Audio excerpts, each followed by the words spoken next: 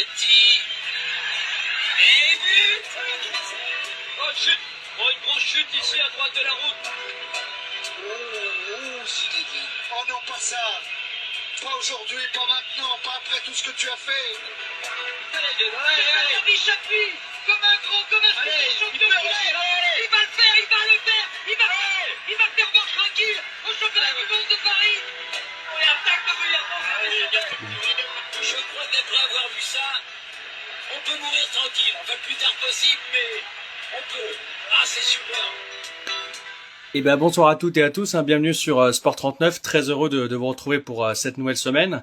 Une nouvelle semaine qui sera d'ailleurs marquée par deux émissions. On va aussi se retrouver jeudi avec Cédric Henry pour parler d'un événement à venir du côté de Belsin, s'appelle l'Adventure Run, deuxième édition il me semble, une course d'obstacles, donc on va voir jeudi ça avec lui, ça va être top. En tout cas, ce soir, pour commencer notre émission, on voulait mettre en avant une initiative locale du club de foot de Triangle d'Or. Pourquoi ? Parce que, alors effectivement, sur le terrain entre guillemets, Triangle d'Or réalise une saison cauchemardesque en Régional 2, va redescendre malheureusement, une équipe jeune, mais il n'y a pas que les résultats sportifs qui comptent dans un club, il y a ce qui se passe autour. Et il y a une initiative locale qui a été lancée par Jules Crinquant, qui s'appelle En duo pour aller plus haut. C'est un projet qui a été primé lors des trophées Philippe Séguin, qui sont organisés par la Fondation Football. Donc on va recevoir Jules qui est d'ailleurs présent. Je le salue pour présenter tout ça et après ça je vais juste vous revenir sur trois infos du week-end, à savoir le handball avec Lons, le rugby avec la Fédérale 3 et aussi reparler un petit peu de foot avec aussi Brest-Jura. Donc voilà. En tout cas, on va recevoir Jules. Si vous avez des questions, des petites remarques, n'hésitez pas à les poser. C'est le but du média. Et encore merci pour votre fidélité. Ça fait chaud au cœur. Alors Jules a dû m'envoyer une invitation. Alors je pense que Jules doit être avec son. Jules, tu dois avec ton ordinateur. Il faut que tu te connectes avec ton téléphone portable parce que ça ne marche pas avec un ordinateur pour participer à un live. Donc il faut que parce que je peux pas t'inviter, donc il faut que tu passes avec ton téléphone.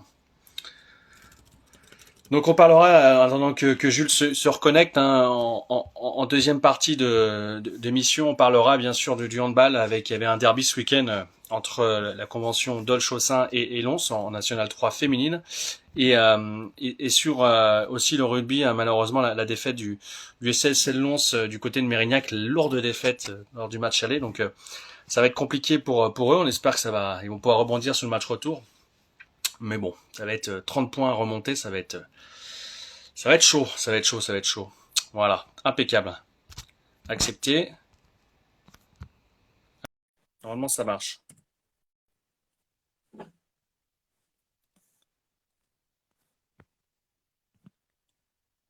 Ça va marcher. Nickel. Bonsoir Jules. Salut, ça va? Attends, tac. Ouais, parce que du coup, j'étais sur ordi, ouais, alors attends, du coup, faut que je me remette, faut que je me remette en ordre. Alors là, t'es un peu de côté. Alors, est-ce qu'on va te voir bien?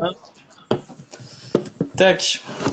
Alors, t'es un peu de la caméra. Alors, je sais pas si c'est, alors, attends. Du coup, à 90.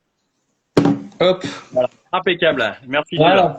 Parfait. Est-ce que tu peux te présenter rapidement, ton âge, un petit peu, qu'est-ce que tu fais dans la vie, parcours scolaire ou professionnel, je sais pas autre chose. Ouais. Ouais, y a pas de souci. Bah, tout d'abord, je tenais à te remercier d'abord de m'inviter et de prendre des initiatives comme ça pour les projets locaux. C'est vachement important et ça donne une visibilité qui est vraiment chouette. Alors, moi, je m'appelle Jules Crinquant, donc j'ai 22 ans. Là, je sors d'une formation d'un BPGEPS avec une mention animation sociale. Donc, c'est de là où sort mon projet. Et à côté, donc. La formation, tu la passes au Jura Sport Formation? Non, c'est une formation avec l'UFCV. C'est entre une grande association et c'est un diplôme qui est dans l'animation sociale. Et du coup, je l'ai fait avec mon club de foot, donc le Triangle d'Or Jura Foot, un club dont je suis dedans depuis bientôt 15 ans. Donc, je suis vraiment un enfant du club. Je suis je suis né dedans. J'ai tout fait. J'ai fait mes écoles de foot dedans, etc. Donc, je suis très très attaché à ce club. Et du coup, voilà, ça se passait là. Sportivement, Ouais. toujours en équipe 1, ouais, c'est ça. Alors, Ouais, j'évoquais votre saison un peu difficile, ça peut être simple à vivre, quoi. Non, exactement, ouais, ouais, comme tu l'as très bien expliqué, c'est une saison où comme on va être relégué, après nous on a eu une saison assez compliquée avec beaucoup de départs. Après néanmoins nous on vise beaucoup sur la jeunesse parce qu'on a un vivier de jeunes qui nous aide beaucoup déjà pour cette année en R2 et on compte sur eux pour remonter donc dans les prochaines années à ce niveau régional là quoi. En Mais tout cas, voilà donc les commentaires affluent déjà avec Antor qui dit bravo Jules pour cette belle initiative.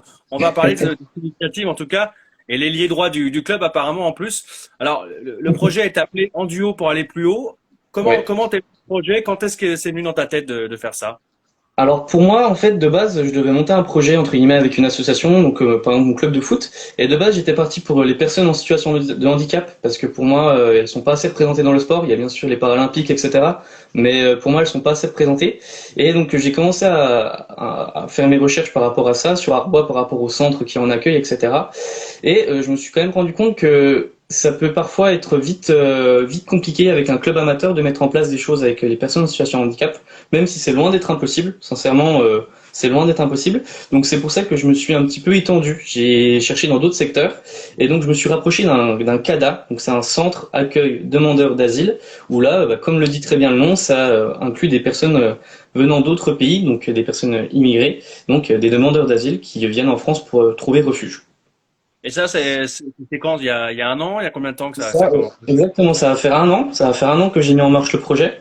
Je suis très content et très fier de ce que j'ai réussi à mettre en place en si peu de temps. Surtout que c'est un public avec lequel il faut beaucoup de temps, beaucoup de patience. Il faut une relation de confiance qu'il faut vraiment chouchouter et vraiment en prendre soin parce que c'est des personnes qui sont Ouais. fragiles et qui ont peur un petit peu de l'inconnu. Déjà, ils sont assez marginaux par rapport à la société. Et donc, faire un premier pas vers eux, c'est déjà assez compliqué et surtout essayer d'avoir cette relation de confiance, quoi. Et ils ont un vécu, voilà, un passé qui peut être un Ouais. peu triste, mais ou avec des blessures et du coup, voilà, retrouver la confiance. Très clairement, ils ont un passé qui est parfois très très compliqué à supporter et je trouve que le sport permet un petit peu permet à ces gens-là de s'évader, de penser à autre chose, d'essayer de partager les valeurs du sport que l'on connaît, dans le sport collectif, tout ce qui est collectif, la notion d'équipe, etc., ou même dans les sports individuels, avec le dépassement de soi, etc. Donc je trouve que le sport est un grand outil et peut permettre à ces gens-là de penser à autre chose et d'avoir une vie meilleure. Quand tu as présenté le projet au président Jean-Louis Cour, qu'est-ce qu'il t'a dit? Comment il a démarré ce projet alors du coup? Alors moi, avec Monsieur le Président, donc Jean-Louis Cour, il a été très favorable à ce projet. Lui, il trouvait ça intéressant justement que un club de foot puisse s'ouvrir à d'autres choses que uniquement sur le plan sportif. Moi, j'aime beaucoup le dire qu'un club, c'est pas forcément que du sport tout le temps. Je trouve que c'est une belle instance de socialisation où il y a beaucoup d'acteurs qui se rencontrent, des acteurs qui, en plus de ça, ont en général une passion commune. Donc ça favorise tout ce qui est échange, tout ce qui est lien et tout ce qui est on peut créer beaucoup de choses grâce à ça. Et donc le président a été très très favorable à cette idée-là. Et du coup, j'ai eu son soutien. J'ai pas eu que son soutien, j'ai eu aussi le soutien des bénévoles du club, j'ai aussi des salariés, etc. Donc il y avait vraiment tout un club autour de ça, autour de cette dynamique. Donc je suis très content du résultat à la fin, quoi. Alors du coup, ça fait à peu près un an que tu as commencé ce projet. En termes de nombre, de quantité de personnes que vous avez accueillies de ce centre d'accueil, vous avez accueilli combien de personnes du coup depuis un an?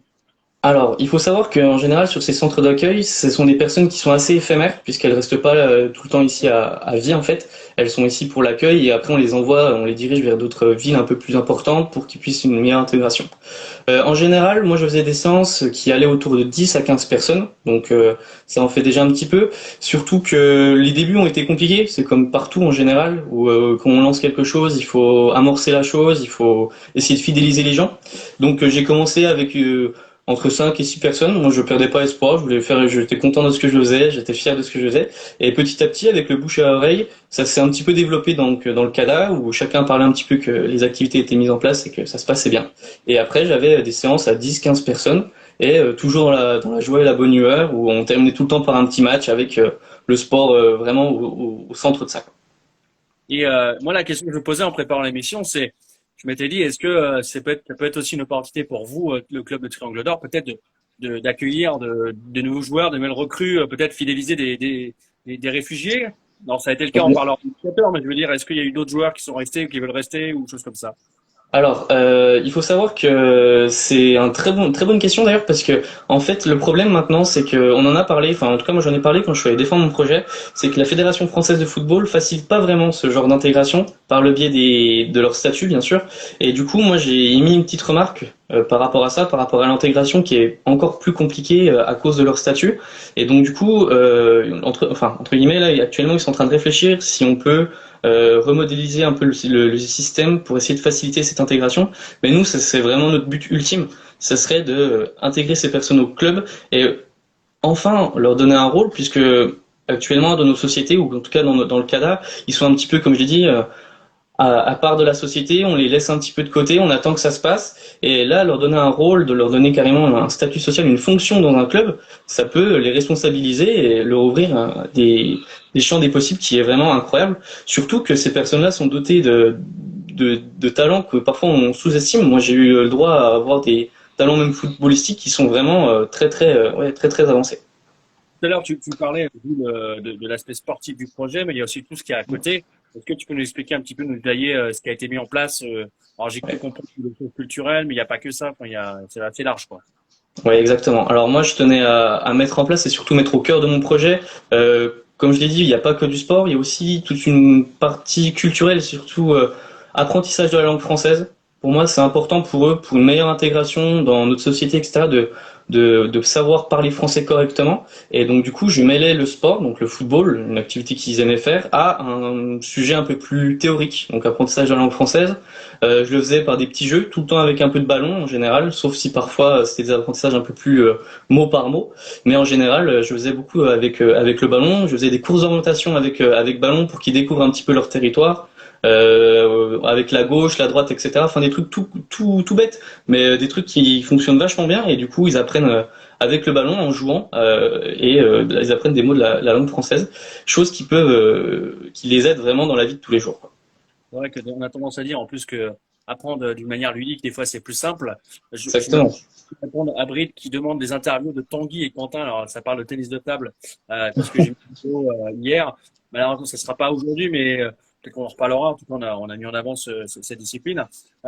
Quel est un petit peu le retour de tous ces réfugiés? Alors, tu parlais ça a commencé à 5-6, après c'est monté à 10-15. Il y a un turnover, mais c'est quoi un peu les messages qui t'envoient ces jeunes? Alors, en général, moi, c'est beaucoup de messages positifs ou des remerciements. Comme tu l'as dit, il y a eu une petite montée en puissance autour de ça, donc j'ai eu le droit à des moyens un peu plus importants qui m'ont donné lieu de faire d'autres activités qui sont encore une fois plus importantes et qui attirent encore une fois beaucoup plus de personnes, puisque quand on a un peu plus de moyens, ça donne lieu en général à des activités un peu plus construites et un peu plus crédibles et surtout plus satisfaisantes pour les personnes. Et du coup, ça a donné lieu à des activités, par exemple sur tout ce qui est randonnée ou encore de la cuisine, des choses assez pour qu'ils mettent en place des savoir-faire de chacun. Et donc du coup là, on s'écarte complètement du foot et on devient plus dans un truc plus avec un aspect plus sociétal, et les personnes peuvent partager des expériences de vie à chacun. Et les retours que j'ai eu les plus sensationnels et surtout les plus impactants, c'est les liens qui sont créés surtout entre eux. Parce que au sein du Canada, il y avait très peu de liens entre eux, ils se parlaient pas beaucoup, et je trouvais ça dommage. Et justement, avoir mis des activités communes à ces personnes-là, eh ben, ça leur permettait de parler de quelque chose qu'ils ont déjà vécu ensemble. Et du coup, ils ont permis d'avoir des groupes de copains. Maintenant, ils sont copains, ils sont ensemble. Et chose aussi dont je suis très fier, c'est que j'ai même plus besoin d'être là pour qu'ils jouent au foot en fait. Je leur ai juste laissé un ballon en partant et d'un peu de matériel. Et maintenant, ils jouent ensemble au foot. J'ai plus besoin d'être là, ils se retrouvent. Et du coup, là, limite, moi, j'ai réussi mon truc parce que je suis content. Ils ont leurs copains, et ils s'ennuient un peu moins. Et ça, c'est grâce au foot, quoi. En tout cas, c'est un super projet. Alors, Merci. alors du coup, c'est Marius Bride, hein. Je le félicite parce que c'est un pongiste qui a gagné 3 titres ce week-end en cadet et junior au championnat du Jura. Il y a une question intéressante de ma sœur que je salue. Est-ce que dans l'apprentissage du français, est-ce que ça peut être aussi bénéfique pour les jeunes du club, les jeunes qui sont français mais qui sont voilà, qui ont 5-6 ans, choses comme ça? C'est des choses que tu peux aussi mettre en place avec ce projet en parallèle? Bien sûr, on peut décliner ce projet à l'infini. Honnêtement, il y a il y a un éventail des possibilités qui est assez conséquent. Les activités peuvent être reproduites pour les demandeurs d'asile, mais très bien aussi, comme tu l'as très bien dit, pour les jeunes du club. Là, on est en train de se pencher un petit peu sur la section des personnes en situation de handicap, où encore une fois ces activités peuvent être aussi retranscrites à ces personnes-là. Donc c'est pas une activité vraiment spécifique à un public, c'est toute activité peut s'adapter et peut se modéliser au public que l'on a entre nous. Et je trouve ça vachement intéressant justement, et c'est là qui est intéressant lorsqu'on fait ce genre de projet, c'est de le partager avec les autres pour qu'eux aussi mettent en place certaines choses et qu'on apprenne par le biais de certaines expériences comment mettre les choses en place, quoi. J'ai l'impression, à entendre un petit peu depuis le début, c'est que le projet s'est bien lancé, voilà, il tient la route pour l'instant, il est un petit peu pérenne. Est-ce que t'as quand même, tu parlais tout à l'heure au début que c'était compliqué de tout Ouais. mettre en place. Il y a encore des freins sur ce projet, il y a des choses encore qui peuvent encore être améliorées. Enfin, tout peut être amélioré, j'ai envie de te dire, mais Oui. Alors, les principaux freins qu'on rencontre, c'est plus par rapport, en fait, comme je l'ai très bien, enfin, comme je l'ai expliqué avant, c'est par rapport à ces personnes qui sont assez éphémères, qui restent pas tout le temps dans le coin, etc. Et donc, on arrive à créer des liens, bâtir des relations, etc., avoir des échanges. Sauf que ces échanges-là sont éphémères et après, donc, ils sont obligés de se déplacer et d'aller dans des villes un peu plus qui facilitent leur intégration. Et du coup, entre guillemets, ces personnes-là restent entre 6 mois, 1 an. Et donc là, du coup, on commence à voir certaines personnes sur le départ et on en voit aussi d'autres arriver. Et donc, du coup, c'est entre guillemets un éternel recommencement. Mais je trouve que c'est pas plus mal justement parce qu'à chaque fois, on voit des profils différents. Grâce à l'expérience d'avant avec d'autres personnes, on arrive un petit peu mieux à gérer ces personnes-là, comment les faciliter leur intégration, l'apprentissage, etc. Donc c'est un frein, mais honnêtement, je trouve que c'est quand même une grande chance de justement pas tout le temps avoir les mêmes personnes, essayer de faire profiter cette action à un maximum de personnes. justement, l'intégration, il y a un exemple qui est assez flagrant, c'est la prise de fonction de l'éducateur Abdul Aziz. Euh, Exactement. Juste avant de revenir sur ça, on n'a pas forcément expliqué un petit peu les différentes nationalités. J'ai cru entendre qu'il y avait des Afghans qui venaient, mais il n'y avait pas que des Afghans. C'est quoi un peu les nationalités qu'il y a? Alors, en général, moi j'avais quand même beaucoup d'Afghans, puisque vu ce qui se passe là-bas, on va dire qu'il y a beaucoup de départs, ou en tout cas des personnes qui fuient ce pays. J'avais aussi beaucoup de Somaliens, en effet, c'est aussi très compliqué là-bas. J'avais aussi des personnes du Soudan. En général, donc c'était vraiment les trois pays principaux. Là, on s'attend, et ce qui est normal, c'est une vague d'immigration de la part de l'Ukraine, avec beaucoup de femmes et d'enfants. Donc là, encore une fois, il faut adapter les activités à ce type de public. Et donc, c'est pour ça qu'entre guillemets, on prépare et on essaie de les accueillir dans les meilleures conditions possibles pour qu'ils puissent, entre guillemets, se reposer et essayer d'oublier un peu leur situation, quoi. Alors c'est vrai que Abdul, alors est-ce que tu peux nous raconter un peu son histoire, hein, parce que il fait partie de ses premières promotions et là il est resté au club, c'est une belle histoire, quoi. Est-ce que tu peux nous Bien sûr. Alors Abdul Tawaziz, il a 21 ans. Il vient du Burkina Faso, donc il a fait chemin jusqu'en France un peu tout seul. Il a eu des choses pas très faciles dans sa vie. Néanmoins, il a eu la chance de faire des écoles de foot dans son pays, où il a eu un très bon niveau en tant que gardien de football. Donc du coup, il est venu dans notre club, puisque nous aussi on cherchait un gardien de football, etc. Et on était intéressé par son profil. Et nous, on voulait pas s'arrêter rien qu'à ce point-là. On voulait aussi l'intégrer dans le club, lui donner des missions, lui donner un rôle, un statut. Et c'est pour ça qu'on a eu la chance, moi je parle de chance, de l'avoir dans le club, puisqu'il nous permet en tout cas grâce à lui, on a des séances de foot pour nos jeunes. Et c'est quand même assez rare, et je trouve qu'il faut le souligner que dans nos clubs de football amateurs, on est des personnes qui s'occupent uniquement de gardiens de football, parce qu'en général, les gardiens, ils suivent les mêmes séances que les joueurs de champ.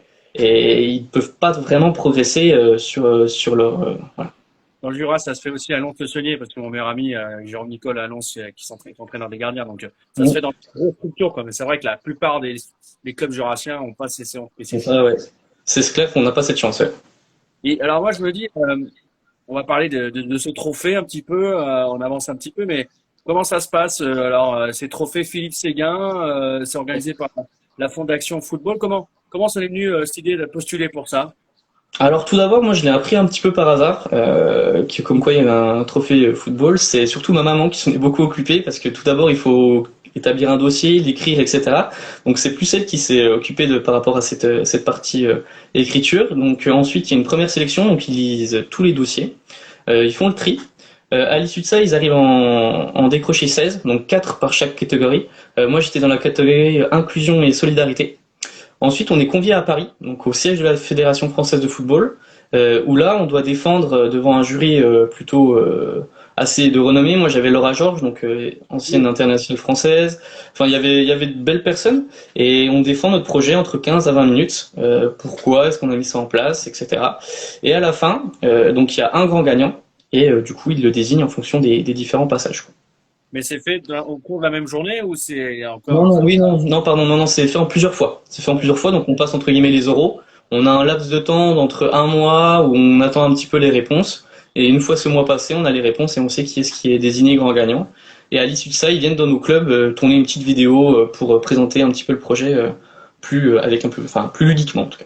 Alors, ce qui était intéressant dans cette vidéo, d'ailleurs, il y avait d'ailleurs le formidable message d'espoir d'Abdoul dans cette vidéo, mais il y avait aussi la petite question d'Olivier Giroud. Oui. Ça, lors du rendu, ça a dû être assez incroyable à voir, quoi. Bien sûr, savoir que Olivier Giroud a pu participer ou en tout cas a contribué à une de mes actions, ou même qui connaît un petit peu le club du Triangle d'Or Jura Foot, ou en tout cas qu'il en a déjà entendu ce nom, ça fait quand même quelque chose. Même principe pour Noël Le Graët, où là où je l'ai rencontré durant les cérémonies pour justement ce projet, on se rend compte que en fait toute l'énergie dépensée, bah, elle est pas en vain. Et au final, on arrive quand même à se faire entendre. On essaie de se faire entendre, en tout cas au national, essayer de faire changer les choses, puisque nous on est un peu plus sur le terrain, sur le rôle amateur, etc. Et je trouve que c'est vachement important, un petit peu, cette liaison, cette communication entre les personnes qui sont un peu plus hautes, qui ont de la hauteur, et nous qui vivons vraiment les choses sur le terrain. On a un petit peu un rendu différent. Alors, ce qui est intéressant, c'est que lors de la cérémonie de récompense, alors vous étiez les quatre clubs présents pour la désignation du vainqueur. Et là où ça Oui. m'a fait plaisir, alors je salue Lola pour son petit commentaire. Là, ça me fait plaisir, c'est que la personne qui a annoncé le vainqueur, c'est un joueur de l'AS Monaco, mon club préféré, c'est Aurélien Tchouaméni. Oui. Là, quand on entend son nom, en plus, il a pas trop écorché, on sent qu'il a un petit peu dans la tête aussi, Tchouaméni. Comment on réagit à tout ça? Bah alors moi je suis assez déçu parce que j'ai pas pu y participer. Malheureusement mon train a eu un problème. Mm. Donc voilà, mais c'est mon président qui a eu la chance justement pour me présenter un petit peu à ma place. Moi je suis arrivé que plus tard, mais j'ai eu la chance de voir des vidéos pour voir la chose, etc. Donc j'étais très fier. Honnêtement, c'est de la fierté.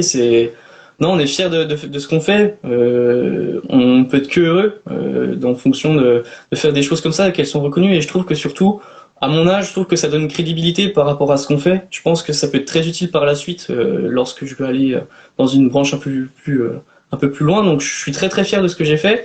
Et encore une fois, je remercie toutes les personnes qui m'ont accompagné. Sincèrement, c'était vraiment une belle expérience. Et non, ouais, ça fait quelque chose. Et on a invité là-bas dans les grands locaux avec des personnes bien assez de renommée. Donc ouais, c'est toujours sympa. Et pour nous, amateurs, on n'a pas vraiment tout le temps la chance d'assister à ça. Donc je suis très très content, ouais. Et pour la suite, alors, parce que tu parlais un petit peu de perspective, ça ouvre quoi d'avoir un prix comme ça? Peut-être du coup de la notoriété, un peu de médiatisation, mais qu'est-ce que ça apporte? Alors, moi, je trouve ce qui apporte le plus, c'est surtout avoir, entre guillemets, des relations avec des personnes qui sont un peu plus hautes et du coup, surtout donner notre rendu, donner un petit peu notre compte rendu de comment ça se passe nous sur les terrains, quels problèmes nous on rencontre sur les terrains amateurs et surtout quels problèmes on rencontre avec ce genre d'actions. Je trouve qu'ils sont pas assez démocratisés et surtout, c'est mon avis, mais qui manquent de visibilité. Moi, j'ai eu la chance et je suis sûr qu'à travers la France, il n'y a pas que moi qui fais ce genre d'action. Et je trouve que ça mérite d'être valorisé. Je trouve qu'il n'y a pas une assez grande communication par rapport à ça, par rapport à ce genre d'événements qui sont un petit peu mis en recul, quoi. T'es en train de me dire que le Progrès n'a pas fait l'article sur ton prix. Non, non, il y a pas que ça, mais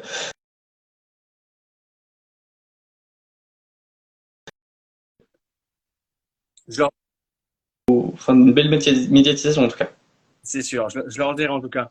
Ben, on arrive, je vois qu'on a à peu près 20 minutes d'interview, donc ça, on a déjà bien dégrossi. Est-ce que tu veux autre chose pour terminer, Jules, un petit peu les Euh, Moi, je parle du football, mais il n'y a pas que dans un club de football où on peut mettre en place ce genre de choses. Je trouve que vraiment tous les clubs, que ce soit du sport collectif ou du sport individuel, peuvent créer ce genre d'action sociale, si je puis dire.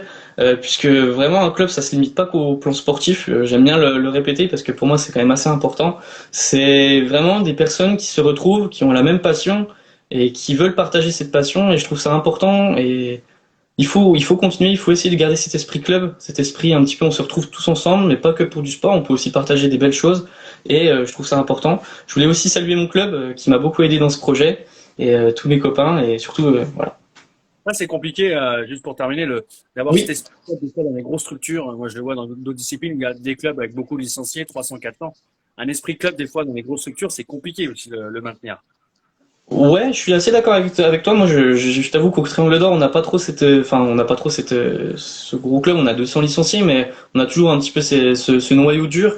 Mais je pense que lorsque on a des gros clubs, je pense qu'on a un petit peu plus de moyens, et ce qui peut aussi donner lieu à des actions un peu plus d'envergure. Et c'est peut-être derrière ça qu'il faut essayer de se lier, et puis pour essayer de mettre en place des actions sociales. Mais c'est vrai que en fonction d'un grand club, les choses changent beaucoup. Il y a tout le temps des désaccords par rapport à certains sujets, etc. Chose dans un petit club où, en général, ça va plutôt assez vite, même s'il y a toujours des désaccords, hein, ça reste quand même un club. Mais en général, c'est un peu plus simple, c'est vrai. Bon, en tout cas, merci beaucoup, Jules. Alors, je vais te surnommer JC6 parce qu'apparemment, c'est ton petit nom. Alors, Ouais, il y a c'est mon poste dans le foot, et puis voilà. un petit peu tous les postes. Merci beaucoup, Jules, Ouais. encore bravo pour ça. Et puis, Encore merci. ça sera retrouvé dès demain sur les réseaux sociaux du média, sur YouTube, comme ça tu pourras partager. Et pourquoi pas la fédération, je mettrai la Fédé en commentaire aussi, pourquoi pas qu'ils puissent la partager. Merci encore et Avec plaisir. c'est magnifique. C'est très bien. Merci beaucoup. Merci à toi. Bonne continuation. À Ciao. bientôt. On remercie Jules pour ce projet qu'on a découvert ce soir. Superbe projet, vraiment bravo à toi, bravo au club de Triangle d'Or pour ça, parce que c'est, comme on le disait, il n'y a pas que le sport dans des clubs, il y a aussi ce qui se passe autour, le lien social et tout ce qui va avec. Donc bravo encore à Triangle d'Or et à Jules pour ça. Je voulais, comme je vous le disais en introduction, terminer cette émission avec trois petites actus du week-end. Il y avait des belles oppositions, notamment en handball avec le derby, comme je vous l'ai dit en introduction, la belle pour Lons, c'est-à-dire que c'était la troisième confrontation entre les deux équipes, entre Dolchossin et Lons en National 3 féminine. Il y a eu deux matchs de championnat et le match de Coupe de France. Dolchossin avait gagné la Coupe de France. Et donc, du coup, les joueuses de William Brocard ont gagné encore ce deuxième match de championnat ce week-end. Alors ça a été chaud parce que Lons, si Lons a dominé les débats à peu près sur la rencontre, elles ont connu une fin de match très très compliquée parce que entre la 45e et la 60e minute, elles n'ont pas inscrit le moindre but. Et à l'inverse, Dolchossin qui a réalisé une remontada avec 6 buts. Elles sont passées tout près, Dolchossin, d'arracher le nul même. Il y a eu 2 tirs sur les 30 dernières secondes ou choses comme ça. Enfin, c'était chaud. Lons s'impose 22-21. C'était un super match apparemment. J'y étais pas malheureusement, mais c'est une victoire qui compte pour Lons parce que ça leur permet de rester sur le podium. Alors elles sont deuxième ex aequo avec Longvik qu'elles vont affronter le week-end prochain. Donc gros match en perspective. Et dans cette rencontre, dans ce derby, mention spéciale pour deux joueuses de Lons, Maïkan Redley Bailly-Salin, qui a inscrit 7 buts sur la rencontre, et aussi son acolyte Marion Solaire avec 6 buts. Alors 13 buts à eux deux, c'est vrai que ça a été le duo de choc sur la victoire de Lons. Et pour terminer sur le rugby, alors deux actus encore pour terminer. Le rugby, je vous le disais, lourde défaite du CS Lons à Mérignac ce week-end lors du match aller des 16e de finale de Fédéral 3. Défaite 40-10, 30 points d'écart, 6 essais encaissés. Alors c'était un non-match.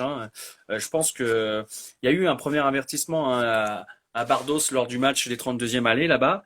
Ils sont passés tout près ils sont passés tout proche de l'élimination au retour avec une victoire, mais avec un point sur les deux matchs. Là, 30 points à remonter dimanche à Dumas. C'est mal barré. Alors j'espère que le public lédonien va se réveiller pour essayer de pousser Lons et essayer de réaliser l'exploit, parce que je pense que là c'est un véritable exploit s'ils arrivent à passer. Et on le disait la semaine dernière d'ailleurs, si ce 16e de finale, c'est la dernière marche pour l'accession en Fédéral 2.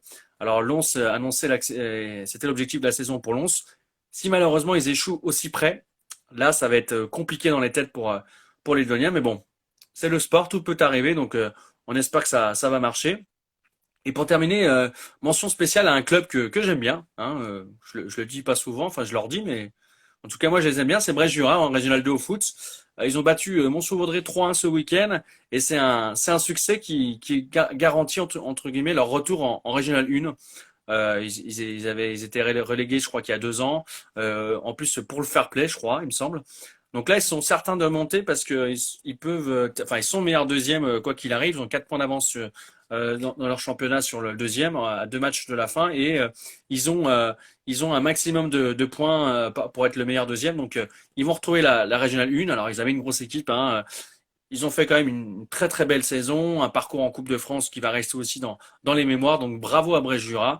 Euh, on espère qu'ils vont pouvoir se maintenir l'an prochain en Régional 1 et comme l'a fait d'ailleurs Juralac ce week-end, hein, ils se sont imposés Juralac ce week-end face à Champagnole. Du coup, ils officialisent leur maintien en Régional 1. Donc pas mal de clubs jurassiens l'an prochain en Régional 1, ça va être top. Voilà, on a tout dit sur les infos de la semaine, du week-end, pardon. Merci à vous d'avoir été présenté et présent ce soir. Je vous donne rendez-vous du coup jeudi pour la deuxième émission. On va parler d'un événement à venir aussi. Bonne soirée à vous et puis bah plein de bonnes choses et puis bonne semaine à vous. Allez, ciao.